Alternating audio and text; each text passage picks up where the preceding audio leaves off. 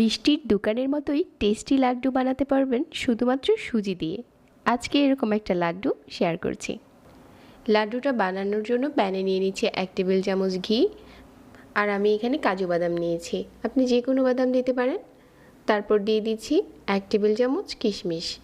বাদামটা ভালো করে ঘিয়ের সাথে ভেজে নেওয়া হয়ে যাওয়ার পর এখানে কিশমিশটা দিয়ে একটু নেড়ে চেড়ে একটা বাটিতে রেখে দিয়েছি। তারপর দিয়ে দিলাম কিছু এলাচ। এলাচটা হচ্ছে ঘিয়ের সাথে কিছুক্ষণ ভেজে নিচ্ছি যাতে দারুণ একটা ফ্লেভার আসে। 1 কাপ দিয়ে দিচ্ছি সুজি। এখন এই সুজিটা ধৈর্য সহকারে সময় নিয়ে ঘিয়ের সাথে খুব ভালো করে ভাজতে হবে, যাতে এটা পুড়ে না যায়, আবার কালারটাও চেঞ্জ হতে থাকে।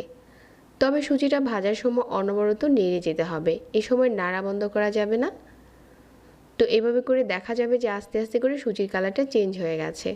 এখন ভেজে নেওয়া বাদাম কিশমিশ দিয়ে দিলাম, আর দিয়ে দিচ্ছি 1 কাপের মতো মাওয়া। মাওয়া যদি হাতের কাছে না থাকে চাইলে এখানে একটু গুঁড়া দুধ দিয়ে দিতে পারেন, তবে মাওয়া দিলে এই লাড্ডুটা খেতে বেশি টেস্টি হয়।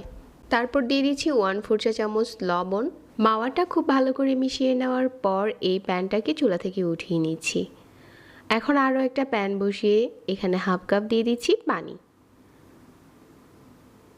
আর 1/2 কাপ দিয়ে দিচ্ছি চিনি। চিনি কিন্তু যার যার টেস্ট অনুযায়ী কম বেশি করতে পারবেন। পানির সাথে চিনিটাকে একটু সময় নিয়ে ফুটিয়ে নিচ্ছি যাতে এটা একটা ঘন শিরা হয়। তো অল্প আঁচে এভাবে করে শিরাটা বানিয়ে নিয়েছি। আর এখন যে সুজির মিশ্রণটা আগে থেকে ভেজে রেখেছিলাম এটার উপরে দিয়ে দিচ্ছি, দিয়ে এভাবে করে নেড়ে নিচ্ছি। এই পর্যায়ে চুলার আঁচ একদম কমিয়ে রাখতে হবে, কারণ সুজিটা আমরা আগে থেকেই ভেজে নিয়েছিলাম, এখানে আর কুক করার কিছুই নেই, শুধু হচ্ছে আপনি শিরাটা মিশিয়ে নেবেন। তো এভাবে করে শিরাটা মিশিয়ে নিচ্ছি, আর এটা কিন্তু আস্তে আস্তে করে ঘন হতে শুরু করেছে। সুজি অনেকটাই শিরা টেনে নিয়েছে। তো এই পর্যায়ে চুলা থেকে নামিয়ে নিচ্ছি। এটা ঠান্ডা হওয়ার পর আরও কিছুটা ঠিক হয়ে যাবে। তো এটা যখন কিছুটা ঠান্ডা হয়েছে, এখন হচ্ছে এটা এরকম আছে। তো এটা কুসুম গরম থাকা অবস্থায় লাড্ডুগুলো বানিয়ে নিতে হবে।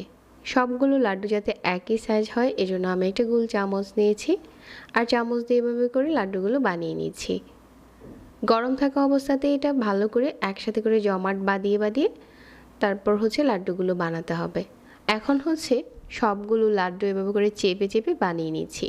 আর এই লাড্ডুটা আপনি কাচের বয়মে ভরেই রেখে দিতে পারবেন 1 সপ্তাহের মতো, কারণ হচ্ছে সব কিছু ভেজে নেওয়া আছে। তো 1 সপ্তাহের মতো এই লাড্ডুটা আপনি কাচের বয়মেই সংরক্ষণ করতে পারবেন। একদম সিম্পল রেসিপিতে সুজি দিয়ে আজকে এই লাড্ডুটা বানিয়ে দেখাচ্ছি। তবে চাইলে এই লাড্ডুতে নারিকেলও দিতে পারেন, নারিকেল দিলেও এটা খেতে বেশি টেস্টি হয়। মাওয়া আর নারিকেল দিয়ে এরকম একটা লাড্ডু বানালে আপনার লাড্ডুটা মিষ্টির দোকান থেকেও বেশি টেস্টি হবে। এখন এটা কাচের বয়মে ভরে সংরক্ষণ করে নিচ্ছি। সহজ রেসিপিতে আজকের এই লাড্ডু শেয়ার করেছি। নতুন নতুন রেসিপি পেতে পেজ ফলো করে রাখবেন, আর সেই সাথে আমাদের চ্যানেল সাবস্ক্রাইব করবেন। সবাই অনেক ভালো থাকবেন। আজকে এখানেই বিদায় নিচ্ছি। আল্লাহ হাফেজ।